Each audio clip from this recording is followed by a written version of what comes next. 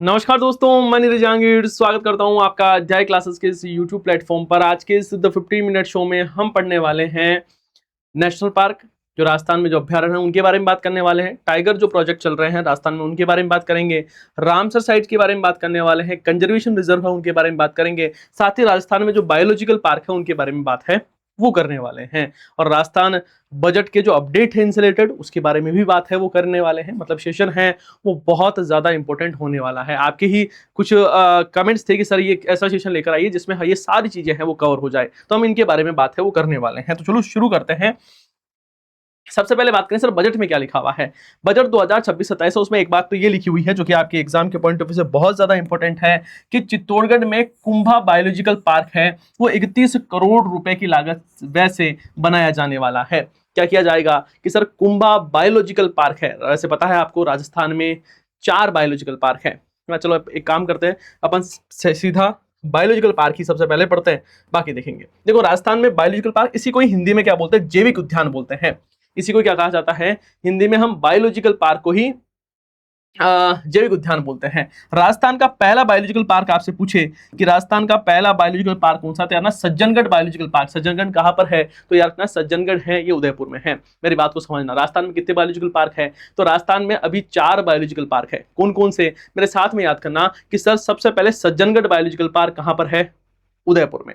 अभेड़ा कहां पर है, कोटा में। नारगढ़ कहां पर है, जयपुर में। और माचिया कहां पर है, जोधपुर में। तो ये चारों आपको याद करने हैं। सज्जनगढ़ के बारे में बात करें, 12 अप्रैल 2015 को ये प्रारंभ है हुआ था, राजस्थान का पहला बायोलॉजिकल पार्क है। माचिया बायोलॉजिकल पार्क कहां पर है, जोधपुर में है। ये राजस्थान का दूसरा बायोलॉजिकल पार्क है और 20 जनवरी 2016 को इसकी शुरुआत है वो हुई थी। उसके बारे में बात करें, नारगढ़ बायोलॉजिकल पार्क कहां पर है, जयपुर में। ये राजस्थान का तीसरा बायोलॉजिकल पार्क है और 4 जून 2016 को इसकी शुरुआत है वो हुई थी। फिर बात करें अभेड़ा बायोलॉजिकल पार्क, ये कोटा में है और 18 दिसंबर 2021 को इसकी शुरुआत है वो हुई थी। ये क्या है, राजस्थान में 4 बायोलॉजिकल पार्क है। वहीं अपन यहां पर बात करें, मरुधरा बायोलॉजिकल पार्क कहां पर, बीकानेर में। ये निर्माणाधीन है। देखो एक तो अपने को ये रखना है चित्तौड़गढ़ में कौन सा, कुंभा बायोलॉजिकल पार्क, कितने रुपए से, 31 करोड़ रुपए के वैसे। अब यहां पर देखना मरुधरा बायोलॉजिकल पार्क कहां, बीकानेर में, ये निर्माणाधीन है। पुष्कर जैविक उद्यान कहां, पुष्कर अजमेर में, ये निर्माणाधीन है।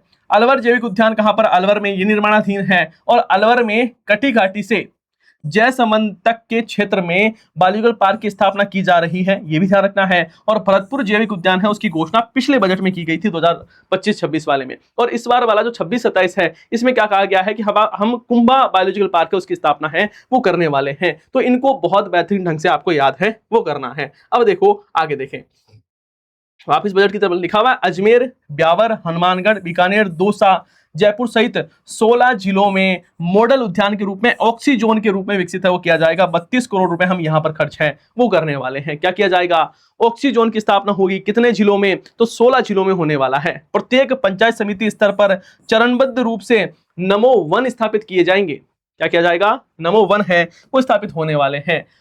अलवर, उदयपुर, सवाईमाधोपुर, कोटा, बूंदी और जयपुर में specialised centre of treatment for wild animals खोले जाएंगे। मतलब जो जंगली जानवर है ना उसके ट्रीटमेंट के स्पेशलाइज्ड सेंटर है वो कहां पर खोले जाएंगे, तो अलवर में सर, उदयपुर में, सवाईमाधोपुर में, कोटा, बूंदी, जयपुर में। आगे देखो, भरतपुर, सांभर जयपुर में, मीठड़ी कुचामन में specialised centres for treatment of aviation disease. Aviation का मतलब क्या होता है, मतलब उड़ने वाला। तो उड़ने वाले जो पक्षी है ना, पक्षी उड़ते ही हैं, वो उड़ने वाला जो जीव है उसकी डिजीज होती है उसका हम क्या करने वाले हैं, सेंटर ऑफ ट्रीटमेंट है वो खोलने वाले हैं। यहां पर ही क्यों खोल रहे हैं, देखो सांभर में क्या आता है आपको पता, प्रवासी पक्षी आते हैं। मीठड़ी कहां पर है, कुचामन में है, तो ये आसपास में ही है। तो यहां पर कहा जा रहा है कि specialised centre for treatment of aviation disease है वो खोलने वाले। एग्जाम में सीधा पूछा जा सकता है कि बताइए specialised centre of treatment for aviation disease budget 2026-27 के अनुसार कहां पर खोला जाएगा, तो ये ध्यान रखना है। बनेड़ा, शाहपुरा और भीलवाड़ा में इको पार्क है और टोडा रायसिंग में नेचर पार्क है वो भी हम बनाने वाले हैं,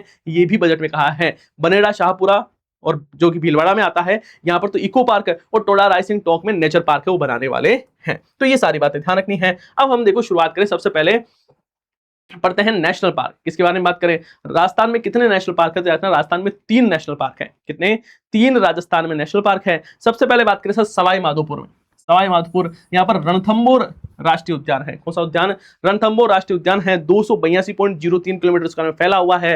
राजस्थान का पहला राष्ट्रीय उद्यान है, इसे बाघों का घर कहते हैं। राजस्थान की प्रथम टाइगर प्रोजेक्ट की शुरुआत यहीं हुई थी, आगे पढ़ेंगे, है ना। यहाँ पर मछली और जिसका नाम T16 है वो बहुत ज्यादा फेमस है। यहाँ पर आपको त्रिनेत्र गणेश मंदिर देखने को मिलता है, जोगी महल देखने को मिलता है, कुक्कुर घाटी जिसे डॉग वैली बोलते हैं वो यहाँ पर देखने को मिलता है। साथ ही यहाँ पर धोख के वन आपको देखने को मिलेंगे, और रणथंबोर में आपको काला तालाब, जंगली तालाब और सुख तालाब है वो भी देखने को मिलता है। आगे बात करें केवलादेव राष्ट्रीय उद्यान के बारे में, जिसे घना पक्षी विहार भी कहते हैं। 1981 में से नेशनल पार्क घोषित किया गया था। कहां पर स्थित है? भरतपुर में स्थित है, और 27.73 किलोमीटर स्क्वायर में फैला हुआ है। और ध्यान रखना है, ये बहुत ज्यादा इंपॉर्टेंट डाटा है कि ये साहब है ना यूनेस्को धरोहर सूची में शामिल राज्य की एकमात्र क्या है? प्राकृतिक धरोहर है। 1985 में से शामिल है, वो किया था। सर्दियों में यहाँ पर साइबेरियन सारस है वो आता है, इसे पक्षियों का स्वर्ग बोलते हैं।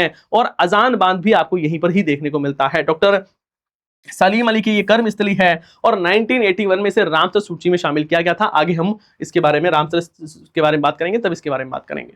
मुकुंदरा हिल्स राष्ट्रीय उद्यान 2012 में बना, राजस्थान का नवीनतम नेशनल पार्क है। और राजस्थान का नवीनतम नेशनल पार्क तो है ही, उसके साथ में सबसे बड़ा नेशनल पार्क भी यही है, क्योंकि ये 297.62 किलोमीटर स्क्वायर में फैला हुआ है। गागरोनी तोते और बाघों के लिए फेमस है, और तीसरी बाघ परियोजना की शुरुआत यहीं पे हुई थी। सागवान के वृक्ष हैं वो यहाँ पर अधिकाधिक है, वो आपको देखने को मिलते हैं। आगे देखो, आगे बात करें राज्य के अभ्यारण्य के बारे में। सबसे पहले बात करें, देखो नेशनल पार्क के बारे में बात कर ली हमने, अब हम बात करते हैं साहब यहाँ पर वाइल्ड लाइफ सेंचुरी के बारे में, अभ्यारण्य के बारे में। सबसे बड़ा अभ्यारण्य कौन सा है? तो राष्ट्रीय मरु उद्यान। अब ध्यान रखना है, राष्ट्रीय मतलब नेशनल, मरु मतलब क्या होता है? डेजर्ट, और उद्यान का मतलब पार्क। तो इसे कभी दिमाग में ये मत सोच लेना सर ये नेशनल पार्क है। ये नेशनल पार्क नहीं है, बस इसका नाम नेशनल पार्क है, समझ रहे हो भाई। इंग्लिश में कभी आप राष्ट्रीय का नेशनल समझ लो, उद्यान का पार्क समझ लो, आप सोच लो भाई साहब ये भी नेशनल पार्क है। ये नेशनल पार्क नहीं है, ये राज्य अभ्यारण्य है। और ये राजस्थान का सबसे बड़ा अभ्यारण्य है, 3162 किलोमीटर स्क्वायर में फैला हुआ है, ये ध्यान रखना है। उसके बाद में केवलादेवी अभ्यारण्य है, 677 किलोमीटर स्क्वायर में फैला हुआ है। और कुंभलगढ़ है, वो ध्यान रखना है, तीसरा सबसे बड़ा अभ्यारण्य है ना। आपसे पूछे सबसे छोटा कौन सा? तो सरिस्का ए सबसे छोटा है, 3 किलोमीटर स्क्वायर में फैला हुआ है। फिर सज्जनगढ़ है, और फिर ताल छापर अभ्यारण्य है, ये है। तो इनके क्रम जरूर ध्यान रखना है। सबसे बड़ा पूछे तो राष्ट्रीय मरु, केवलादेव, कुंभलगढ़, और सबसे छोटा पूछे तो सरिस्का ए, सज्जनगढ़ और ताल छापर, है ना। अब देखो एक एक करके इनके बारे में बात करते हैं, लेकिन उससे पहले ये जो पीडीएफ जितनी भी आप वीडियोस देखते हो उनकी सबकी पीडीएफ आपको निरस्तर करंट अफेयर वाले चैनल पर मिलती है। उसके साथ ही यहाँ पर आपको करंट अफेयर की जो बुक है, जो करंट अफेयर की डेली फाइल्स है वो भी आपको मिलती रहती है। तो ये आपके फोन में जरूर होना चाहिए। आगे देखो, सबसे पहले बात करें, सबके बारे में बात करेंगे। देखो राम सागर, सबसे पहले किसके बारे में बात करें? राम सागर वन विहार केसरबाग, ये कहां पर है? धौलपुर में है। 1995 में अभ्यारण्य घोषित किया गया था। मेरे साथ बोलो कि सर राम सर कौन से वाले? ज्योग्राफी वाले नहीं, है ना, राम सागर है ये। राम सर तो आगे पढ़ेंगे। राम सागर वन विहार और केसरबाग, राम सागर वन विहार केसरबाग कहां पर है सर? धौलपुर में है, 1995 में घोषित किया गया था। सरिस्का अलवर में है, इसे भी 95 में घोषित किया गया था। राज्य की दूसरी बाघ परियोजना यहां पर शुरुआत है वो हुई थी। सरिस्का ए अलवर में 2012 में मोर और हरे कबूतर के लिए प्रसिद्ध है, और भरतहरि मंदिर देखने को मिलता है, नीलकंठ महादेव मंदिर देखने को मिलता है, और ये सबसे छोटा अभ्यारण्य है। नारायणी माता का मंदिर भी आपको यहीं पर देखने को मिलता है। सवाई माधोपुर अभ्यारण्य कहां पर है? सवाई माधोपुर में है, 1955 में घोषित किया गया था। और जयसमंद कहां पर है? जलचरों की बस्ती जिसको कहते हैं, सलुम्बर में है, इसे भी 55 में ही बनाया गया था। तो देखो 55 में बात करें तो ये दोनों 55 में, और ये सब 95 में, और ये 2012 में। आगे देखो दर्रा, दर्रा कहां पर है? कोटा और झालावाड़ में है, ये भी 55 में बना था। गागरोनी तोतों के लिए प्रसिद्ध है। देखो एग्जाम में ऐसे क्वेश्चन पूछाते हैं, राजस्थान का ऐसा कौन सा अभ्यारण्य है जो कि गागरोनी तोतों के लिए प्रसिद्ध है? तुरंत करना दर्रा। ताल छापर कहां पर? चूरू में 62 में बना था। काले हिरण और कुरंजा पक्षी के लिए क्या है? प्रसिद्ध है। गुरु द्रोणाचार्य का आश्रम भी यहीं पर बना हुआ है। एग्जाम में कई बार पूछा हुआ है काले हिरण वाला। कुंभलगढ़, ये भी एग्जाम में पूछा हुआ है, ध्यान रखना है। भेड़ियों के लिए प्रसिद्ध कौन सा अभ्यारण्य है? तो कुंभलगढ़ है, और आपके उदयपुर, पाली और राजसमंद में फैला हुआ है। 1971 में इसको घोषित है वो किया गया था। जवाहर सागर कहां है? बूंदी, कोटा, चित्तौड़ में। 75 में बना था। घड़ियालों के लिए प्रसिद्ध है, और गडरिया महादेव मंदिर, गेपरनाथ मंदिर है, यहां पर देखने को मिलता है। राष्ट्रीय चंबल घड़ियाल अभ्यारण्य कहां कहां पर? तो अपने कोटा, बूंदी, सवाई माधोपुर, करौली, धौलपुर, इसमें फैला हुआ है। 1979 में बना था। घड़ियाल, मगरमच्छ और डॉल्फिन के लिए क्या है? ये प्रसिद्ध है। आगे बात करें सीता माता वन्यजीव अभ्यारण्य, बहुत ही ज्यादा इंपॉर्टेंट है। प्रतापगढ़ में है मेनली, वैसे चित्तौड़गढ़ और सलुम्बर में भी फैला हुआ है। 1979 में बना था, और उड़न गिलहरी के लिए प्रसिद्ध है। उसके साथ साथ देखना सबसे ज्यादा बायोडाइवर्सिटी यहीं पर पाई जाती है। सागवान के वृक्ष पाए जाते हैं। उड़न गिलहरी के साथ में पेंगलिन, चीतल और चौसिंगा भी यहाँ के प्रसिद्ध है। नारगढ़ सबको पता है जयपुर में है सर, 80 में बना था और जैविक उद्यान के रूप में, बायोलॉजिकल पार्क के रूप में है ना, जंतुआलय जो रामनिवास बाग से है ना, इसमें एक्जोटिक पार्क के रूप में इसे स्थापित है, वो किया जाएगा। और लाइन सफारी भी इसकी यहाँ पर शुरुआत है वो हो गई है। सबसे ज्यादा सफारी वाला जो शहर है वो आपको पता है जयपुरी है। राष्ट्रीय मरु उद्यान जैसलमेर में है ना, और ये सबसे बड़ा है, 1980 में बना था, सबसे बड़ा है। यहाँ पर गोडावण चिंकारा है वो अधिक मात्रा में पाया जाता है। फोसिल पार्क भी यही है। रामगढ़ विषधारी बूंदी में है, 82 में घोषित किया गया था अभ्यारण्य के रूप में। अजगर पाए जाते हैं, मेज नदी यहीं पर बहती है और कनक सागर झील भी है, और यहाँ पर आगे पढ़ेंगे ये टाइगर रिजर्व भी है। जमवा रामगढ़ जयपुर में है, 82 में बना था। धोक के वन पाए जाते हैं, जमवाई माता का मंदिर आपको यहीं देखने को मिलता है। और टोडगढ़ रावली की बारे में बात करें तो ब्यावर पाली और राजसमंद में फैला हुआ है, 1983 में इसे घोषित किया था। आगे देखते हैं। फुलवारी की नाल सबको पता है उदयपुर में है सर, 83 में। सोम, मानसी, वाकल नदियां यहाँ पर बहती है। बैसरोडगढ़ कहाँ पर है? चित्तौड़ में है, 83 में घोषित किया गया था, घड़ियालों के लिए है और चंबल और ब्राह्मणी नदी के किनारे ही स्थित है। शेरगढ़ 12 में सभी को बताई भाई, शेरगढ़ 12 है ना, परवन नदी यहीं से बहती है, सांपों के लिए जानी जाती है। केवलादेव है ना, करौली सवाई माधोपुर में है, 83 में बना था। सर्वाधिक धोक के वन यहाँ पर ही पाए जाते हैं। आगे बात करें सर, सवाई मानसिंह कहां पर है? सवाई माधोपुर में, 84 में घोषित किया गया था। बंद बरेटा भरतपुर में है ना, पक्षियों का घरौंदा जिसको बोलते हैं, 85 में बना था।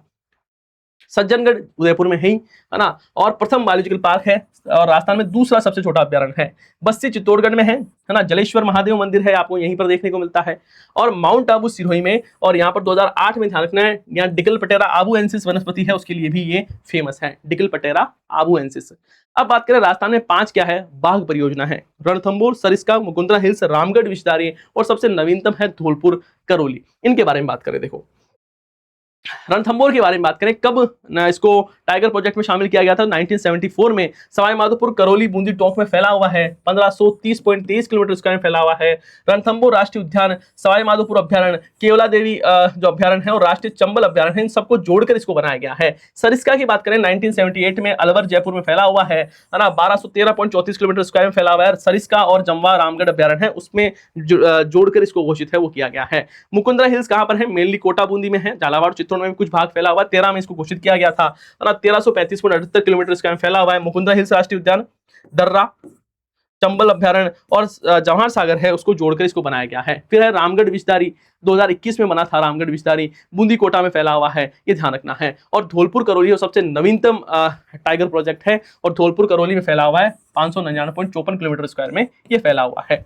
अब बात करें राजस्थान में रामसर साइट के बारे में। वर्तमान में राजस्थान में 5 रामसर साइट है। सबसे पहली रामसर साइट है वो ध्यान रखना है 1981 में घोषित की गई थी, केवलादेव है ना, और यहाँ पर साइबेरियन सारस पाया जाता है। उसके बाद में 1990 में सांभर झील को रामसर साइट घोषित किया गया था। उसके बाद में ध्यान रखना है 4 जून 2025 को मेनार जो कि उदयपुर में है और खीचन जो कि फलोदी में है, इसको रामसर साइट घोषित किया गया। उसके बाद में सिलीसेट झील जो कि अलवर में है, विनय सिंह जी ने निर्माण कराया था, राजस्थान का नंदन कानन इसको कहा जाता है, और इसे 12 दिसंबर 2025 को रामसर साइट घोषित किया गया था। हाल ही में राजस्थान की 100वीं रामसर साइट कौन सी बनाई गई है, ये आपको कमेंट बॉक्स में बताना है। 100वीं रामसर साइट है वो कौन सी है ना, और भारत का रामसर साइट की संख्या के आधार पर कौन सा स्थान है दुनिया में, ये बताना भाई। एशिया में तो भारत है वो पहले स्थान पर है, दुनिया में कौन से स्थान पर ये आपको बताना है। अब बात करें राजस्थान में कंजर्वेशन रिजर्व के बारे में, तो वर्तमान में राजस्थान में 40 कंजर्वेशन रिजर्व है। आप इनको एक बार इसका स्क्रीनशॉट है वो लेना है ना, इसका स्क्रीनशॉट लेना आप। अब देखो यहां से हम पढ़ना शुरू करते हैं। राजस्थान का 38वां कंजर्वेशन रिजर्व है मोकला पारेवार कंजर्वेशन रिजर्व, जैसलमेर में है, ये मार्च 2025 में घोषित किया गया था। 39वां है बुचारा कंजर्वेशन रिजर्व, कोटपुतली बैरोड में, मार्च 2025 में घोषित किया गया था। 40वां कंजर्वेशन है खेजड़ी कला कंजर्वेशन रिजर्व, ये जोधपुर में स्थित है और ये राजस्थान का नवीनतम कंजर्वेशन रिजर्व है, ध्यान रखना है। आपसे पूछे राजस्थान का पहला कंजर्वेशन रिजर्व कौन सा है, तो बिसलपुर है, टोंक में 2008 में बना था। आपसे पूछे सबसे बड़ा कंजर्वेशन रिजर्व कौन सा है, तो बालेश्वर है जो कि सिक्कर में है। आपसे पूछे सबसे छोटा कंजर्वेशन रिजर्व कौन सा है, तो बिड़ मुहाना बी जो कि जयपुर में स्थित है, ये सबसे छोटा कंजर्वेशन रिजर्व है। और सबसे ज्यादा कंजर्वेशन रिजर्व कहां पर है, तो 12 में सबसे ज्यादा कंजर्वेशन रिजर्व है वो आपको देखने को मिलते हैं। ये वाला जो पेज है वो आपको कंटेस्ट याद होना चाहिए। आगे बात करते हैं बायोलॉजिकल पार्क के बारे में, ये हमने बात कर ही ली है, तो यहां तक अपनी क्लास है वो कंप्लीट हो जाती है। इसको एक बार देख लेना, स्क्रीनशॉट इसका जरूर लेना है, ठीक है। तो यहां तक आपको सारी चीजें अच्छे से समझ में आ गई होगी। मैं प्रयास करता हूं कि इस 15 मिनट में आपको ऐसा कंटेंट दूं जिससे आपकी तैयारी में वैल्यू एडिशन हो। आपको पता होगा कि हम इस 15 मिनट में कोई भी उल्टी सीधी दूसरी इधर की उधर की मजाक बातें नहीं करते हैं। ये 15 मिनट सिर्फ और सिर्फ आपकी तैयारी को मजबूत करने के लिए, आपके सिलेक्शन को के पास में आपको पहुंचाने के लिए सेशन है वो लाया जाता है। इसमें बहुत मेहनत लगती है, तो यदि आपको ये सेशन पसंद आता है तो सेशन को लाइक जरूर कीजिएगा, चैनल को सब्सक्राइब आपको जरूर करना है, ये आपकी जिम्मेदारी है, क्योंकि आप जितना ज़्यादा सब्सक्राइब करोगे उतना हमें संबल मिलेगा, मैं और आपके लिए कुछ बेहतरीन चीज़ें हैं वो कर पाऊंगा। तो चैनल को सब्सक्राइब जरूर करना है, और लिंक डिस्क्रिप्शन में दिए हुए हैं, तो वहां पर आप एप्लीकेशन और हमारा जो टेलीग्राम चैनल है उसे भी ज्वाइन कर सकते हैं। आप सभी का बहुत बहुत धन्यवाद। हम मिलते हैं नेक्स्ट सेशन में। जय हिंद, जय भारत।